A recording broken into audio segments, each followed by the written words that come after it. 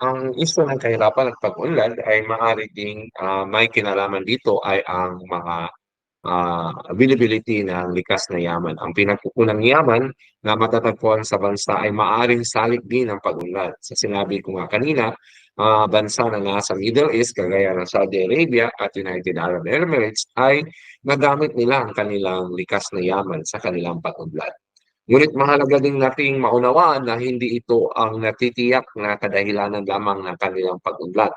Maraming mga bansa din ang biniyayaan ng mga masaganang likas na yaman, ngunit nanatili pa rin mahirap at nag-iikaos. Maaari din ang pangalawang factor ay ang historical process na kung saan, kagaya ng Pilipinas, marami nga tayong likas na yaman, ngunit masasabi natin na ang ah, dahilan ng kung bakit hindi tayo naging mayaman na bansa dahil ang ating karanasan, ang historical process o ang karanasan natin na tayo ay sinakop ng bansang mananakop kagaya ng Espanya at ng Amerika. So sa ganitong pamamaraan, ang pagiging kolonya ng bansa ang naging dahilan kung bakit din tayo nakaranas ng paghihirap. Maaari din ang susi ng pag-unlad ng isang bansa ay nasa kakayahan nitong lumaki mula sa traditional na ekonomiya at sa patungo sa isang mas industrialisadong ekonomiya. So paano nga ba natin masasabi o matutukoy na ang isang bansa ay mahirap o mayaman? So these are the determinants, no? Ang mga manifestation na isang bansa ay mayaman or yung bansa ay umuunlad. Halimbawa nito ay ang kalidad ng buhay, nakapag-aral ng maayos ang mga tao, may magandang trabaho, may maayos na tirahan, at nakakatanggap ng mainam na serbisyo ng pamahalaan. So kung makikita natin, ito ang mga palatandaan na maunlad ang isang bansa.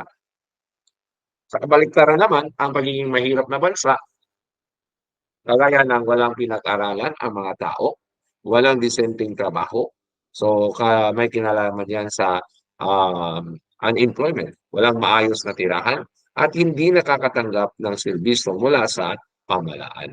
So, yun ay ang mga palatandaan ng pagiging maunlad at pagiging mahirap na bansa.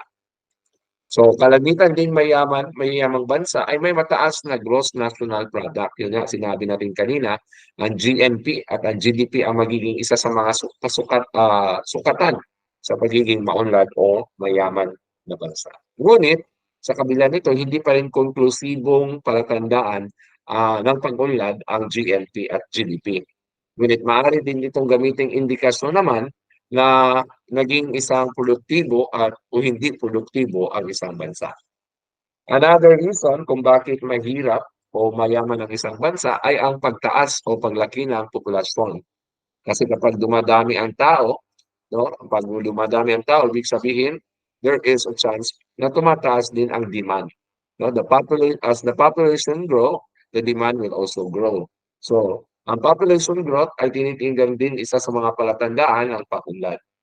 Kadalasan, mas mabilis ang pagdami ng tao sa mga bansang mahirap kaysa sa mga bansang mayayaman. So kung titingnan natin ang datos, ang mga bansa sa Europa na kadalasan ay mga mayayamang bansa sa Western countries ay hindi naman ganoon kataas ang antas ng kanilang populasyon. Ngunit sa mga bahagi na mas mahirap na mga bansa, kagaya ng Africa at ilang bahagi ng Asia, ay talagang nakakaranas ng pagtaas ng populasyon, no? Sa kabila ng pagkakaroon ng hindi maayos na takbo ng ekonomiya. So malaki ang epekto nito sa paggamit ng likas na yaman dahil kapag dumadami ang tao, marami din ang kumukonsumo ng likas na yaman dahil tumataas ang kanilang pangangailangan. No? Kailangan nilang matugunan ito. So nang lumalaki ang bilang ng tao, marami din ang gumagamit ng likas na yaman. Next, we have ang urit ng lakas paggawa ay tinitingnan din bilang palatandaan ng yaman at kaunlaran ng isang bansa. So dumako tayo dito, may tatlong uri tayo ng likas na paggawa. Una ay ang primary activities. Ang primary activities, ito yung mga manggagawa o part o bahagi ng lakas paggawa na mga gawain ay may kinalaman sa paglikha, paghango ng likas na yaman. Kagaya ng mga magsasaka, mangingisda, so mga construction workers, sila yung mga primary activities dahil sila yung kumukuha, sila mismo ang pinanggagalingan ng mga ah, likas na yaman. Okay? Kagaya ng mga agricultural communities, no? Ang secondary activities naman ay ang mga mayayamang bansa, mamamayan ay gumagawa ng secondary activities. So ito yung mga nagproproseso ng mga likas na yaman. Kung babalikan natin dito, ang mga mangingisda, ang kanilang nakuhang isda ay ibebenta nila sa mga factories, mga manufacturing industries. So sila yung mga nasa secondary activities. So from the raw material o yung mismong isda na nakuha ng mangingisda ay ibebenta nito sa mga factories na ginagawang canned tuna, halimbawa, mga canned goods. Yan ay mga pinoproseso ng mga manufacturing industry. Kaya kadalasan, ang mga nasa secondary at primary activities ng mga lakas paggawa ay mga nasa mayayaman at nasa mga cities. So, ang secondary activities o ang pagbabago ng mga hilaw na sangkap na materyales sa mga produktong gawa na. So, like ang canned goods, mga processed foods, at iba pa. O di kaya ang tertiary activities kung saan naman ang mga individual ay nagbibigay serbisyo at lakas paggawa. Ito yung mga professionals natin, no? Tertiary. Sa mayayamang bansa, kalimitan nakatira ang mga ito, ang secondary at tertiary activities sa mga lungsod or cities. No? At ang mga secondary at tertiary activities ay may mataas na consumption level dahil nga may kakayahan silang gumastos at paraan sila upang makabili ng mga gamit bagay at serbisyo. So, kung titingnan natin ang konsepto from the primary, ito yung mga manggagawa, mga ordinaryong tao na naghahanap ng likas na yaman o materials sa kaya ng mga nasa karagatan. Halimbawa, ang mga isda, no? Ang mga sinasakang produkto sa mga agricultural na communities. At ibinebenta ito sa mga malalaking business owners. So sila yung mga secondary activities, yung mga nagmamay-ari ng mga companies, secondary. Ang mga tertiary naman ay ang mga professionals, mga business owners, mga malalaking business tycoons, professionals, iyon ang mga tertiary activities. So to repeat, there are three uh, types of lakas paggawa. We have the primary, secondary, and tertiary. Okay, malaki rin ang pagkakaiba ng mga infrastruktura sa pagitan ng mga bansang mahihirap at mayayaman. Ang bansang maunlad o developed countries ay kalimitang may maayos na sistema ng mass transportation. Halimbawa, ang bansang Singapore, no? Isang napakaunlad na bansa, makikita talaga natin ang kaibahan ng bansang Singapore sa ibang bansa na hindi masyadong maunlad.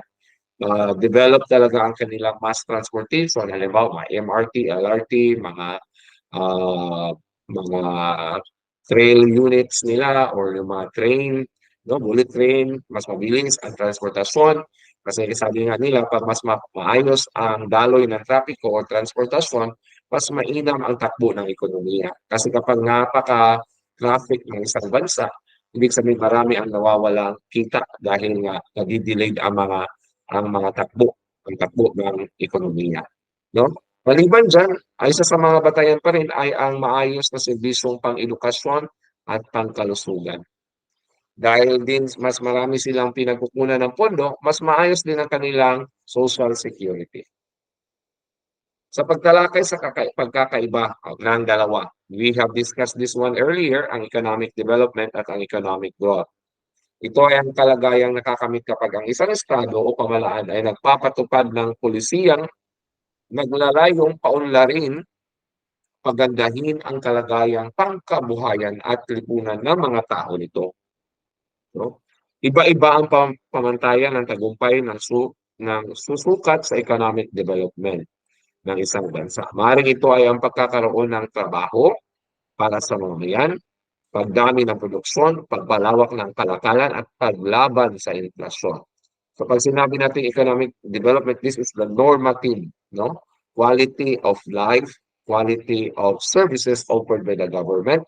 And of course, we can fight against inflation. We all know what is inflation, no?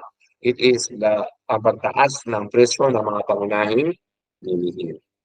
Maaari ding sukatan ng pagiging maunlad ng ekonomiya ang mga indices o indicators katulad ng GNP, GDP per capita at ang kabuuang kita. Maaari din ang pamantayan ng life expectancy, literacy rate, health services, at social inclusion.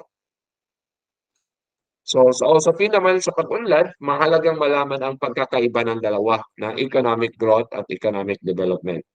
So balikan natin ito, ang economic growth ay tumutukoy sa national output ng isang bansa o ang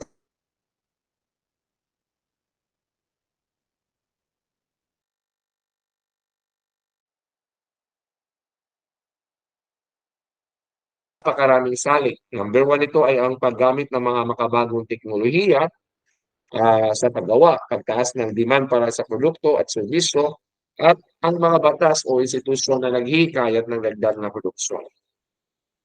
Ang economic development naman sa kabilang banda ay isang normative, no? Kung ang economic growth, numerical value ito, sumusukat ito, halimbawa mga dami ng kita, no?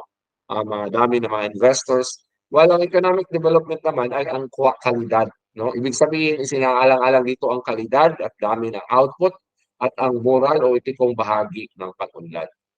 Unlike sa economic growth, ang economic development ay kinukonsidera ang bagay na tulad ng sustainability, social responsibility, at ang kaisipan na kailangan gamitin ang economic growth para pa sa pag-unlad ng kalidad ng buhay ng mga mamayan. So pag sinabing economic growth, this is numerical value. Economic development, to ay may kinalaman sa quality. Okay, so we are done with kahirapan. Dumako na naman tayo sa pangalawang paksa na mayroon din namang kaugnayan sa kahirapan, no? Ang disempleo o ang tinatawag nating unemployment. Ang kawalan ng trabaho o unemployment ay tumutukoy sa kawalan ng kakayahang makakita ng trabaho ng isang individual na gustong magtrabaho. So there is an eagerness to find a job, to land a job, but unfortunately, there is no job opportunities. So yun ay isa sa mga kadahilanan, no, ng kahirapan. Ayon naman sa World Economic Situation, sa ulat nito, sa World Economic Forum, sinasabi noong 2012 ay halos 17 million katao sa buong mundo ang apektado ng kawalan ng hanap buhay. No? Ito mga datos ito na binibigay ng